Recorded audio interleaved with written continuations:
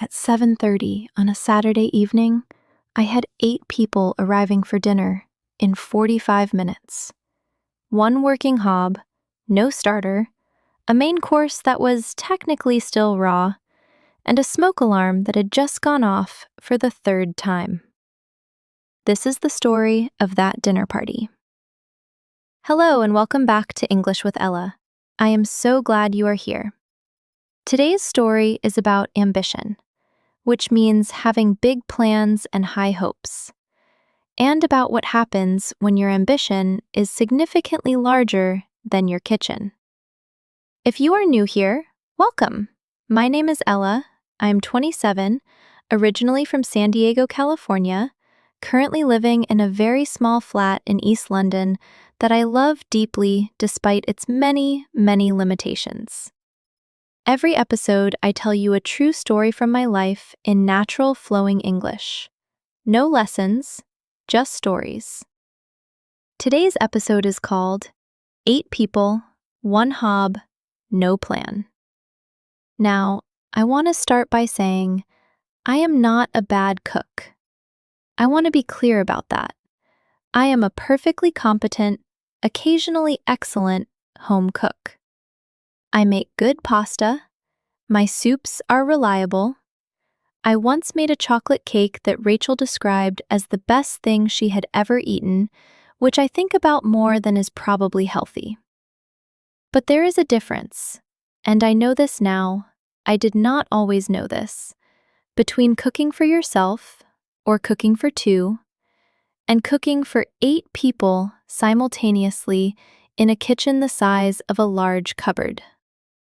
There is a significant difference. So, how did this happen? How does a person with a 1 hob kitchen, 1 hob, by the way, means 1 single burner on the stove. The others stopped working about 8 months before this story, and my landlord was, let us say, taking his time about fixing them. How does that person invite 8 people for a dinner party? The answer is, with tremendous optimism and very little forward planning. It started, as many of my situations do, with a casual suggestion that I did not think through properly. I was having coffee with Rachel on a Thursday afternoon and I said, "We should have people over. A proper dinner. It's been ages since we all got together." Rachel said, "That sounds lovely. When?" And I said, "Saturday?" Rachel said, "This Saturday?" I said, "Yes, why not?" Rachel looked at me with the expression she has when she knows something is going to go wrong, but also knows there is no point in saying so because I have already decided. She said, "Okay, what are you going to cook?" And I said, "Something Italian. It'll be easy." Reader, it was not easy. So, Saturday arrives. I have 8 people coming. Rachel, her boyfriend Tom, my friend Dev's girlfriend Priya, my neighbor James, who I had been meaning to have over for months, and 2 friends from my old university days who happened to be in London for the weekend. 8 people in my flat for dinner, starting at 8 o'clock. My plan, and I use the word plan loosely, was a 3-course meal: starter, main, dessert. Simple, classic, manageable. The starter was going to be a cold dish, something I could prepare in advance and just put out when people arrived. No cooking required. Good thinking, Ella. The main was going to be a slow-cooked tomato and meat sauce with pasta. I had made this before. It was reliable. It could sit on the hob for hours, getting better. Perfect for a dinner party. The dessert was going to be a chocolate mousse, also made in advance, sitting in the fridge, just needed serving. Elegant, impressive, no stress. This was, on paper, a very sensible plan. Minimal last-minute cooking, most things prepared ahead of time, one hob dedicated to the sauce, which was manageable. On paper. The first thing to go wrong happened at 2 o'clock in the afternoon, 6 hours before dinner. I went to the supermarket to buy the ingredients. And yes, I had left the shopping until the day of the dinner party, which, in retrospect, was my first mistake. And the supermarket did not have the specific pasta I wanted. They had other pasta. They had many pastas. Just not that one. Fine, different pasta. Moving on. I got home. I started preparing the sauce. The sauce requires a lot of chopping. Onions, garlic, a large amount of tomatoes, and about 30 minutes into the chopping, I realized I had significantly underestimated how long this was going to take. To underestimate something means to think it will be smaller, shorter, or easier than it actually is. And I had dramatically underestimated both the time and the quantities involved in feeding 8 people. The sauce went on the hob at 3 o'clock. It needed at least 3 hours. So far, so good. At 4 o'clock, I started the chocolate mousse. The recipe I was using required separating eggs, which means dividing the yolk from the white, and folding them together very carefully at the end to keep the mousse light and airy. I separated the first egg perfectly. I felt good about this. Professional, even. I separated the second egg, and a small piece of yolk fell into the whites. Now, if you know anything about making meringue or mousse, a small piece of yolk in the egg whites is a significant problem. It means the whites will not whip properly. They will stay flat and liquid instead of becoming light and fluffy. I did not know this at the time. I whipped the egg whites. They stayed flat and liquid. I whipped them harder. They stayed flat and liquid. I stood in my kitchen staring at a bowl of yellow-tinged liquid that was supposed to be fluffy white peaks, and I thought, oh no. The mousse was, at this point, not going to happen. It was 5 o'clock. 3 hours until dinner. No dessert. And the smoke alarm, which is positioned directly above my hob in what I can only assume was a design choice made by someone who hated cooking, went off for the first time. Okay, so 5 o'clock, no dessert, smoke alarm going off, sauce still cooking, 3 hours to go. I made a decision. Improvise. To improvise means to make something work using whatever you have available, without the plan you originally had. Like a musician playing without sheet music, just feeling their way through. I was going to improvise a dessert. I looked in my fridge and my cupboards. I had ice cream, some biscuits, a bar of dark chocolate, a punnet of strawberries that were on the edge of being past their best, and a can of whipped cream. Deconstructed dessert. That's what I was making. Not failed mousse. Deconstructed dessert. Intentional, creative, sophisticated. Ice cream, crushed biscuits, chocolate shavings, strawberries, cream. In glasses, layered nicely. Actually, and I say this with genuine surprise, actually quite lovely. Crisis averted, dessert sorted, moving on. 6 o'clock. The sauce was smelling incredible. The starter was prepared and in the fridge. The dessert glasses were in the fridge. I was feeling cautiously optimistic. The word cautiously is important there.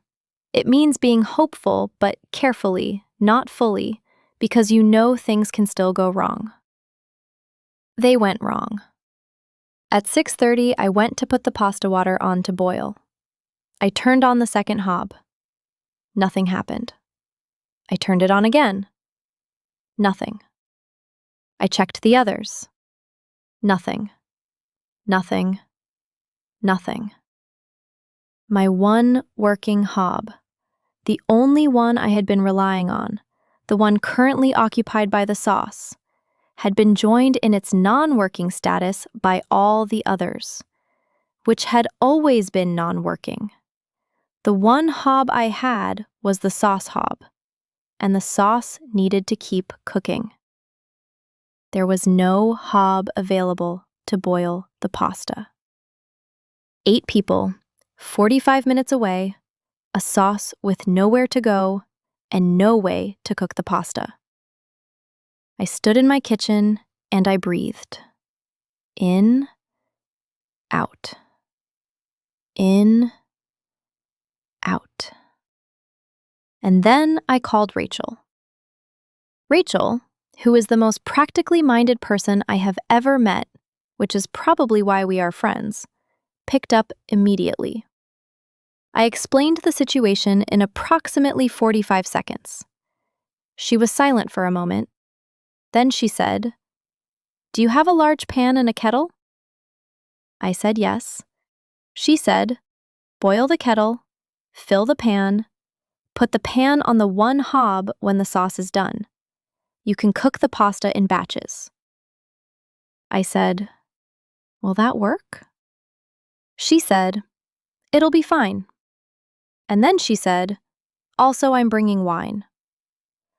I have never been more grateful for a sentence in my life. So, the sauce finished at 7:15. I moved it off the hob. I boiled the kettle. I put the water in the pan. I turned the hob back on.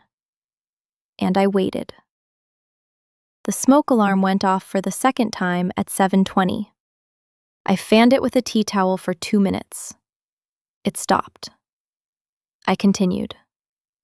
By 7:45, 15 minutes before people were due to arrive, I had cooked the first batch of pasta. Not all of it, just enough for 4 people, which meant I was going to have to cook the second batch while everyone was there, while people were at my table, eating, and I was in the kitchen, boiling a second batch of pasta. This was not the elegant dinner party I had imagined on Thursday afternoon. But you know what? It was starting to feel like something better. People started arriving at 8. Rachel and Tom first. Rachel came straight to the kitchen, assessed the situation in about 30 seconds, and without being asked, started plating the starter and putting it on the table. This is what it means to be a good friend. Dev and Priya arrived next, then James with a bottle of wine and a very nice bread he had made himself, which I cannot tell you how much that bread helped. Then my university friends, slightly late and slightly lost, who arrived with more wine and the energy of people who had not seen me in a while and were genuinely happy to be there. 8 people in my small East London flat. The table, which I had extended with a fold-out section that I had never actually used before and which wobbled slightly on one side, was full. The candles were lit, the wine was open, the starter was on the table. And everyone, and I mean this, everyone was completely happy. Here is something I have learned about dinner parties, and I think it is true of most gatherings, most situations where people come together. The food matters less than you think it does. Not nothing. The food matters. But less than the feeling. Less than the warmth. Less than the sense that someone has made an effort, has opened their home, has chosen to spend an evening with you. I came out of the kitchen at one point, mid-second batch of pasta, slightly red in the face, holding a large spoon, and apologized for the chaos. And my friend Dev said, "This is the best dinner party I have been to in years." I looked at him. I said, "The smoke alarm has gone off twice, and the pasta is being cooked in shifts." He said, "Exactly." I understood what he meant. There is something about imperfect evenings that feels more real than perfect ones. more honest, more human. When everything is polished and prepared and runs exactly to schedule, it can feel slightly like a performance.